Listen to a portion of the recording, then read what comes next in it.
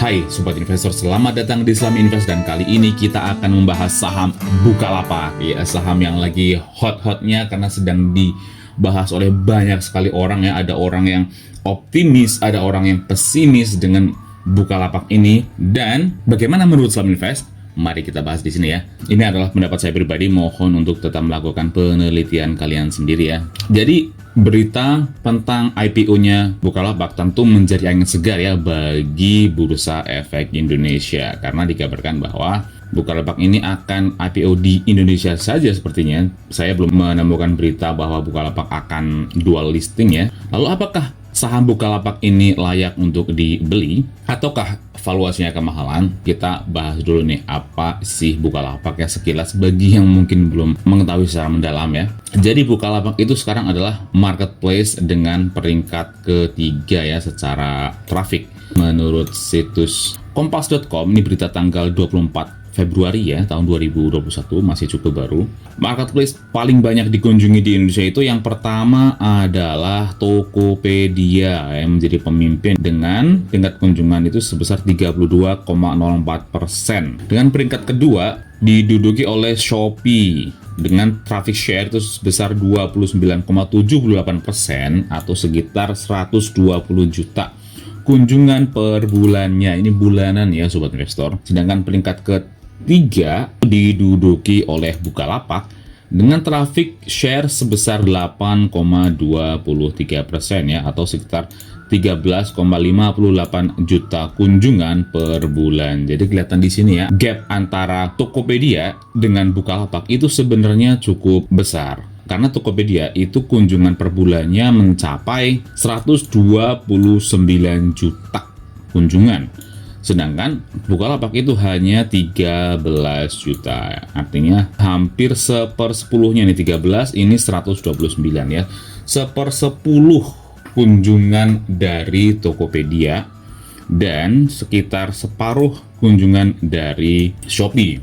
Nah, lalu apakah worth it untuk membeli sahamnya sekarang? Kita lihat dulu nih.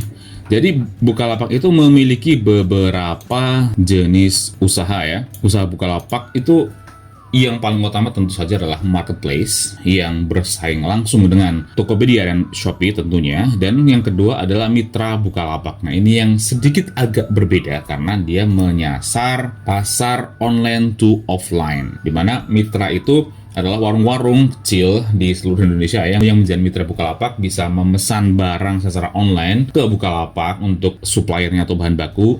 Tapi mitra Bukalapak juga bisa menjual barang-barang virtual seperti voucher handphone, voucher Google Play, token listrik, BPJS, dan sebagainya. Yang artinya jadi seperti agen dari Bukalapak. Ini adalah menurut saya solusi yang cerdas sih bagi masyarakat Indonesia yang mungkin masih belum terlalu melek dengan teknologi ya, karena diakui atau tidak masih banyak orang di Indonesia yang masih belum terbiasa menggunakan handphone. Biasanya generasi-generasi yang lebih tua ya, mereka akan sangat dibantu dengan adanya mitra Bukalapak. Ini cerdas ya, mereka berusaha membuka pangsa pasar baru ya, jadi tidak serta-merta bersaing secara head to head dengan Tokopedia atau Shopee, tapi juga membuka pasar yang masih belum disentuh oleh mereka. Yang ketiga ada produk virtual ya, yang ini juga selain dijual juga di mitra Bukalapak, tapi juga kita bisa langsung membeli produk virtual itu langsung di marketplace Bukalapak. Tentunya bagi kita-kita yang sudah melek teknologi tentunya akan lebih nyaman ketika kita membeli produk virtual langsung dari Bukalapak. Yang tentunya ini juga bersaing ketat dengan Shopee atau Tokopedia karena mereka juga menjual produk yang serupa.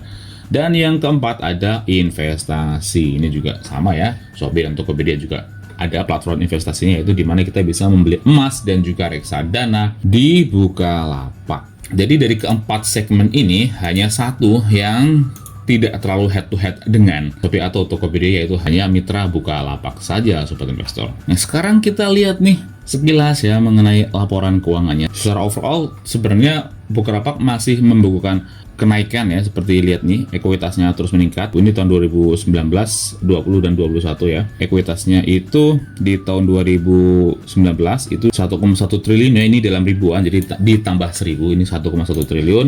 Di tahun 2020 naik menjadi 1,6 triliun dan di tahun 2021 masih dalam proses tapi sudah naik menjadi 1,7 triliun. Itu di ekuitasnya, tapi liabilitasnya juga ternyata naik Sobat Investor. Ini di tahun 2019 itu hutangnya itu 898 miliar. Di tahun 2019 naik menjadi 985 miliar, dan di tahun 2020 naik menjadi 985 miliar, di tahun 2021 naik menjadi 1,045 triliun. Jadi sama ya, antara ekuitas dan liabilitas juga tetap naik, khas dari perusahaan startup.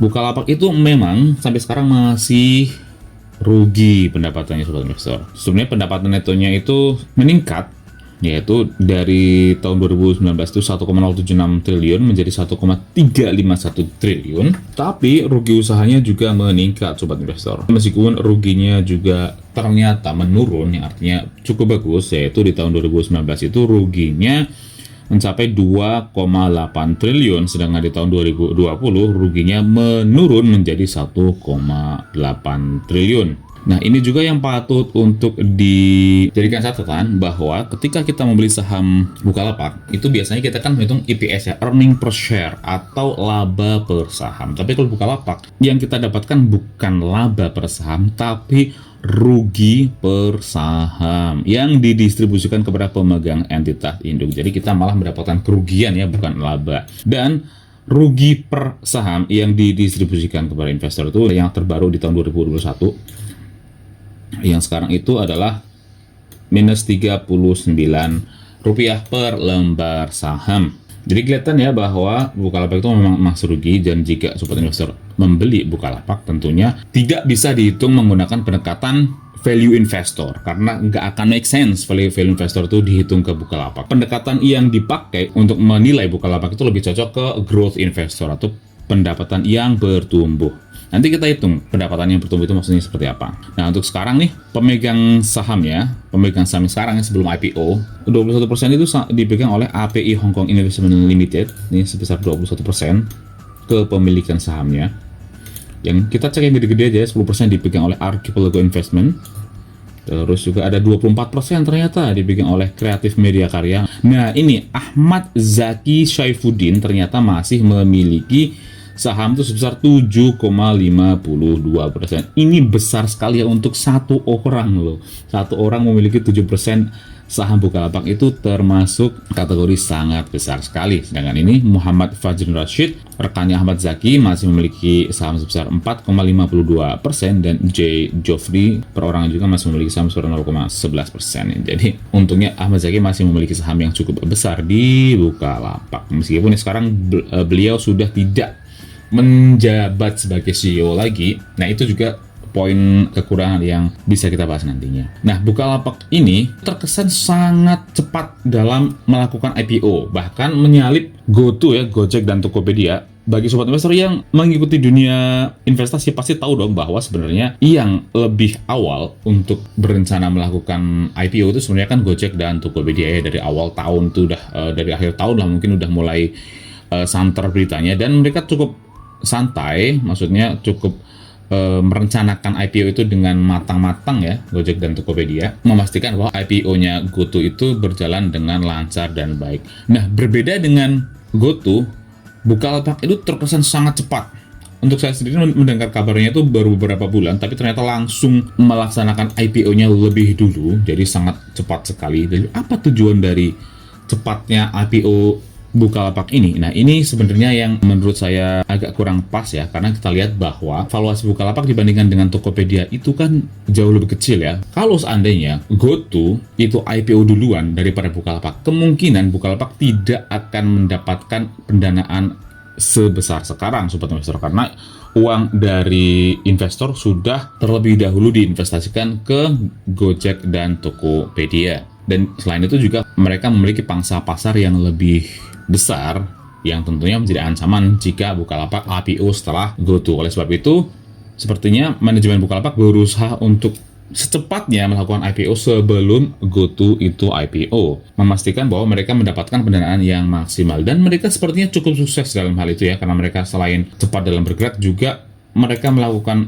pemasaran dan pemberitaan itu sangat masif sekali ya. Beritanya di mana-mana, juga di berbagai media juga diberitakan, sehingga otomatis semua investor akan mengetahui bahwa Bukalapak akan IPO. dan menghasilkan oversubscribe sebesar 4 kali. Tapi ingat sobat investor, hati-hati ketika kita membeli saham itu hype-nya terlalu tinggi, apalagi ketika saham itu bukan yang terbesar di pasarnya. Itu kemungkinan bisa saja disinyalir sebagai strategi untuk exit dari investor-investor yang sudah ada ya. Karena ketika investor itu udah memiliki saham Bukalapak dari zaman dulu sebelum IPO, tentunya mereka sudah menikmati kenaikan harga saham yang luar biasa tingginya. Dan ketika IPO, biasanya itu harga akan dipump atau dinaikkan setinggi-tingginya. Dan pada saat itulah biasanya investor-investor itu bisa keluar. Kalau untuk saya sendiri dengan saham Bukalapak itu masih wait and see, karena sekarang hype-nya udah terlalu tinggi ya. Pasti valuasinya itu akan naik tinggi sekali ya. Bukan cuma ketika IPO tuh harga sahamnya udah tinggi, tapi ketika hype-nya juga semakin ramai juga harganya akan dipump semakin tinggi lagi. Dan ketika kita masuk di harga yang sangat tinggi seperti itu, biasanya harganya akan langsung drop ya. Seperti saham dari Coinbase yang baru saja IPO di US juga hype-nya sempat sangat tinggi waktu IPO di sini ya, kemudian harganya terus turun nih, mencapai titik tertingginya di tanggal 16 April ya, kemudian harganya terus turun sampai sekarang dan belum recovery. Ini juga feel-nya tuh hampir sama seperti Bukalapak seperti sekarang ya. Jadi menurut saya bukan hal yang bijak ketika kita membeli saham Bukalapak pada saat IPO. Apalagi Bukalapak memiliki ancaman yang cukup serius, yaitu Gojek dan Tokopedia yang juga akan segera IPO. Dan saya membayangkan ya, ketika nanti Bukalapak ini IPO dan hype-nya tinggi, kemudian banyak orang yang melakukan take profit dan harga semakin turun, dan pada saat harga turun, GoTo akan IPO. Apa yang akan terjadi? Tentunya harga saham dari Bukalapak akan semakin susah untuk naik, karena nantinya investor akan memiliki pilihan apakah akan tetap membeli saham Bukalapak atau membeli saham GoTo yang juga sudah IPO nantinya ya. Selain dari cepatnya melakukan IPO, sebenarnya Bukalapak itu kita lihat dari valuasi juga cukup mahal sebenarnya. Kita bandingkan nanti dengan Shopee yang sudah lebih dulu melantai ya di bursa tahun lalu, tapi bursanya sih bursa luar negeri, tepatnya di Amerika ya. Tapi tetap saja kita bisa membeli sahamnya melalui eToro atau GoTrade. Nah, kita lihat earning per share masih minus. Kalau dihitung secara price to earning ratio itu masih belum cocok ya. Tapi untuk menilai sebuah growth company atau perusahaan yang bertumbuh itu lebih cocok menggunakan pendekatan price to sales. Dan memang di sini juga di state ya di Law Justice bahwa akan lebih fair bagi investor jika menggunakan valuasi perbandingan market capital dengan pendapatan, yaitu price to sales, sobat investor. Jika menggunakan metode ini, valuasi Bukalapak di level 850 ini pada saat IPO nantinya ya. Dan saya yakin sekali investor yang sudah oversubscribe sebesar 4 kali itu akan mendorong harganya naik semakin tinggi lagi dan nantinya pasti akan lebih dari ini. Tapi pada saat IPO saja kita hitung harganya itu 850 dengan market capital sekarang sekitar 5 miliar dolar ya. Itu price to sales-nya itu sebesar 64,8 kali. Nah, sekarang kita bandingkan dengan Shopee atau Sea Limited. Kita cek dulu nih. Kalau Shopee sudah enak karena sudah ada laporan keuangannya yang ada di Google Finance. Nih, ini adalah data Sea Limited, perusahaan induk dari Shopee di Google Finance. Market capital dari Sea Limited itu sudah jauh lebih besar dari Bukalapak. Kalau Bukalapak itu sekitar 5 miliar dolar. Tapi kalau market capital dari Sea Limited itu sebesar 144 miliar dolar ya. Jauh lebih besar ya. 144 dibagi 5 itu sekitar 28 kali lipat lebih besar daripada Bukalapak. Bukalapak itu di Indonesia saja itu menghadapi dua pesaing yang jauh lebih besar ya. GoTo dan juga Sea Limited, induk dari Shopee yang memiliki valuasi sebesar ini.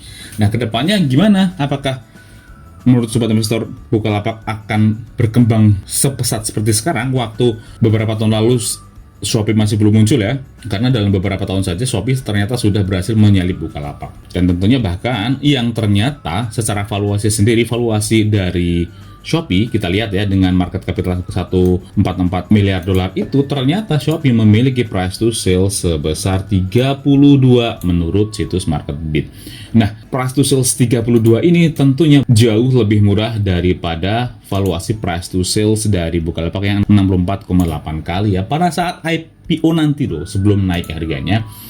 itu saja valuasi dari Shopee masih jauh lebih murah, dan tentunya kita juga bisa membeli Shopee itu di GoTrade atau eToro, jadi tetap pilihannya ada Sobat Investor. Nah, dari situ kelihatan ya, kalau dilihat dari valuasi secara value investor jelas kemahalan, secara growth investor juga ternyata masih cukup mahal jika dibandingkan dengan Shopee itu sendiri loh, marketplace terbesar kedua di Indonesia sekarang Sobat Investor. Jadi kesimpulannya gimana? Kalau untuk saya sendiri di Bukalapak, saya masih tetap akan wait and see. Saya belum akan membeli saham Bukalapak. Oke, begitu saja pendapat saya tentang Bukalapak. Bagaimana pendapat kalian? Apakah kalian tertarik membeli saham Bukalapak atau masih wait and see dan belum akan membeli saham Bukalapak untuk sekarang? Tuliskan pendapat kalian di kolom komentar, klik like dan share jika kalian menyukai video ini, atau dislike saja jika kalian tidak menyukai video ini. Dan jika kalian memiliki request saham apa yang ingin dibahas selanjutnya, tuliskan juga di kolom komentar. Dan bagi yang belum subscribe, silahkan klik tombol subscribe dan nyalakan lonceng notifikasinya agar terus mendapatkan update terbaru dari Islam Investasi. Dan sekali lagi saya sampaikan bahwa semua yang ada di video ini adalah opini pribadi saya, yang mohon untuk tetap melakukan penelitian kalian sendiri sebelum melakukan pembelian atau penjualan saham apapun. Oke, cukup sekian saja video kita kali ini. Sampai jumpa di video selanjutnya. Stay smart, salam investasi.